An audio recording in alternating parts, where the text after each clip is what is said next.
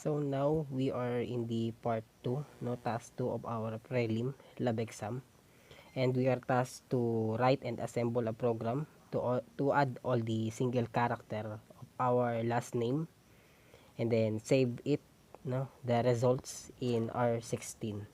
So let's run the AVR Studio, and again I am still utilizing my Android phone with the help of ExaGear Windows Emulator. So let's just wait for the software to execute.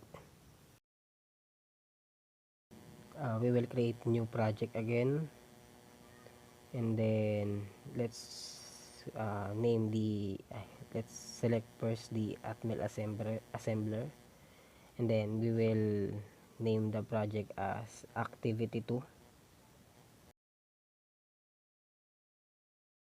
and then let's try to change the location. Let's move it to task 2, then okay, then let's click the next. We will choose AVR simulator, and again we will choose atmeg32 device, atmeg32, here it is, and let's click finish. Then let's wait for the IDE to load. I guess it's done, and we will try to write our code here in this IDE. Let's type the code. Just look at the description below to see what is the problem that I am trying to solve.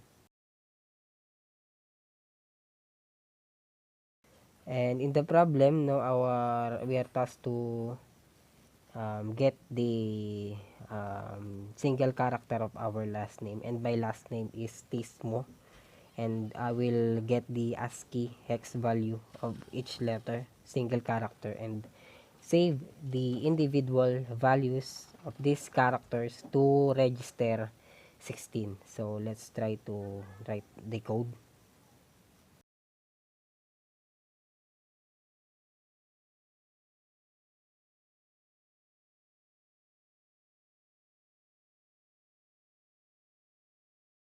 And now, no, I also added the comments for you to see the equivalent hex value of the letters of my last name, and I have already loaded them in specific registers. Now we will try to add all of these values, no, and compress it to R16. So let's use the instruction add, then compress all the values to R16.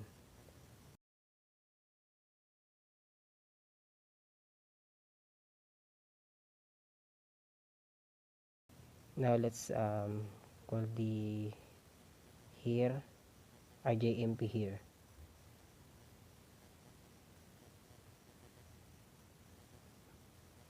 and I guess that's it. Let's remove the keyboard. Let's expand the IDE to see the whole code, and then let's try to assemble to see if there are errors. And obviously there are no errors generated. There is a green light indicating that there is no error in this program or in this code. So we will now try to assemble and run for us to examine the registers using single step.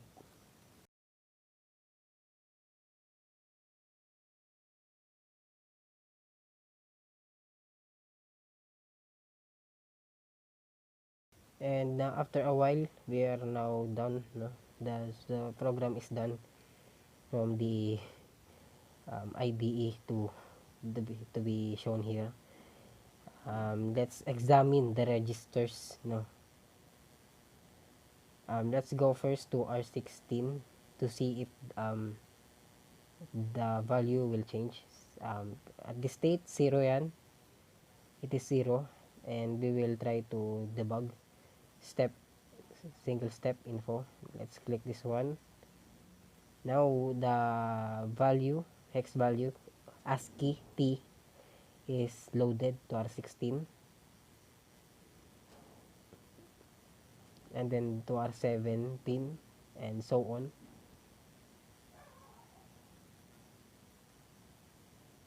Now in this part, add instruction.